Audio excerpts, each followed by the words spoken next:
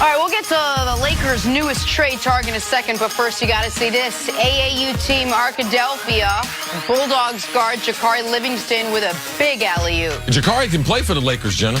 Yeah.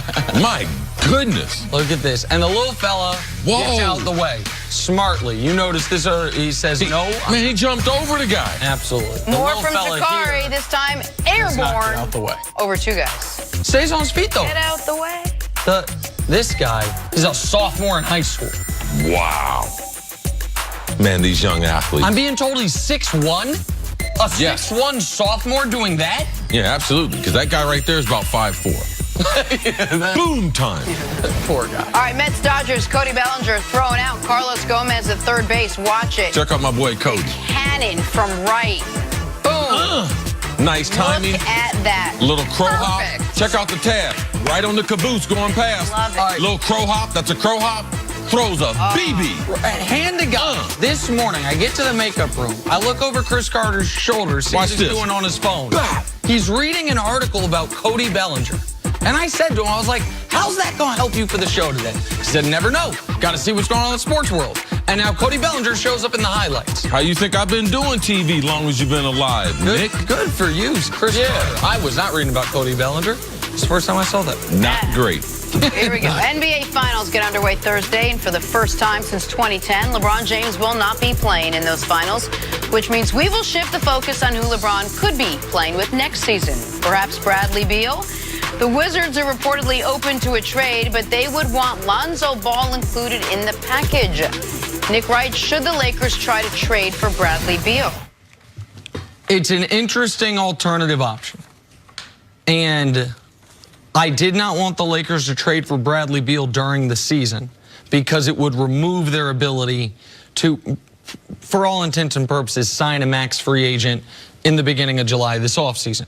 But once free agency hits, if they, to steal something from the Cody Bellinger line of thinking, strike out a few times, then maybe you go to your alternative options, which is a player a little below the tier you were hoping for that you also have to give up assets for.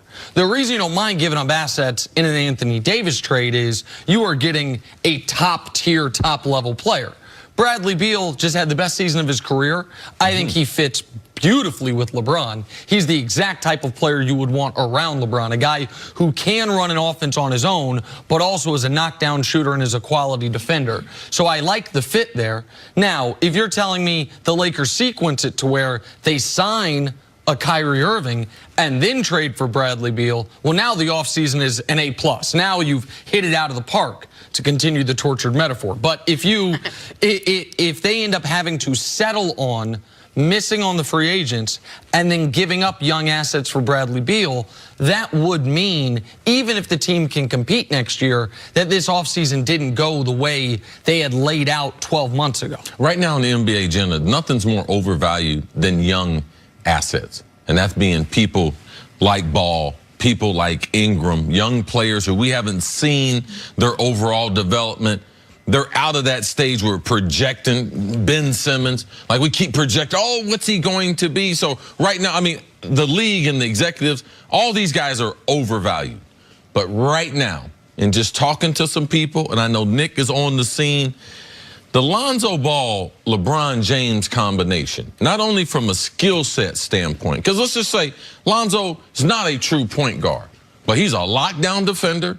He can knock down some shots from a three-point range. If we get his free throws squared away, what about being partnered with LeBron? Because Magic needed guys like Byron Scott, Cooper to come off the bench to be able to lock up guys and take some of that pressure so they can play the style. I just believe as LeBron ages, Lonzo becomes a more important asset to the Lakers because you need a lockdown point guard in that Western Conference. And I believe that what they're going through off the court as far as their relationship, LeBron mentoring him, Lonzo spending more time with LeBron, I just believe just be careful. Because right now would be the time that Lonzo, I believe, is going to play his best basketball. But it's hard to imagine any trade involving AD or Bradley Beal without having to give up Lonzo Ball. But, Nick, you talk so much about where guys are and what tiers they are and what would be best for the Lakers. Break down a little bit who are the available free agents out there and what would be best for the Lakers and what. Well, let's show the free agents plus let's include Beal and Anthony Davis, who are potential trade targets.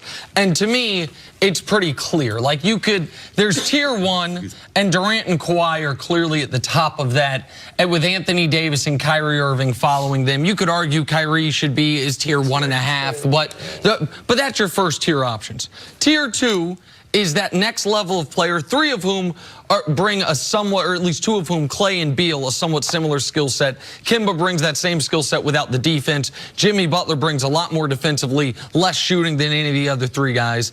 And then tier 3 is break glass in case of emergency. If you're down to Boogie Cousins, Tobias Harris, and we're not even going to include the tier 4, which is like the Nikola Vucevic's of the world, who are nice players in their own right, but cannot be the second best player on a championship level team.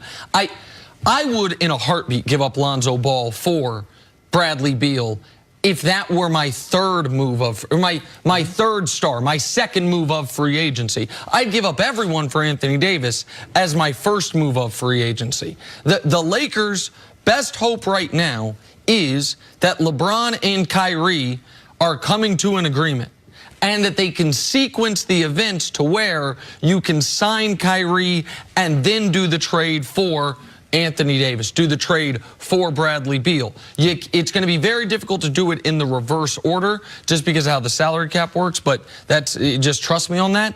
I do like Bradley Beal as a player, and this year, under very tough circumstances. Yes. Bradley Beal damn near made an All-NBA team. He actually was the first man off it, not Klay Thompson. He averaged 26 points a game. He played all 82 games for the second straight year. Now, that's also important because I don't think you want to ask LeBron to play 75 to 82 games in year 17. So for all those reasons, it'd be a good fit. But even in a Western Conference without Kevin Durant, what you would be asking yourself is LeBron James plus Bradley Beal, is Beal a good enough secondary option to compete for a championship? The only way in my mind he would be is if you do a great job filling out the rest of the roster. And do we trust Rob Pelinka and the Ramby to do that?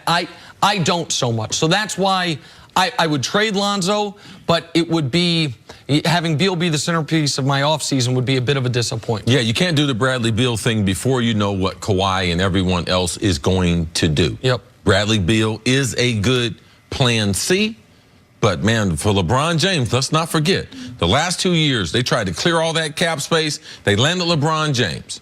How does that picture finish out?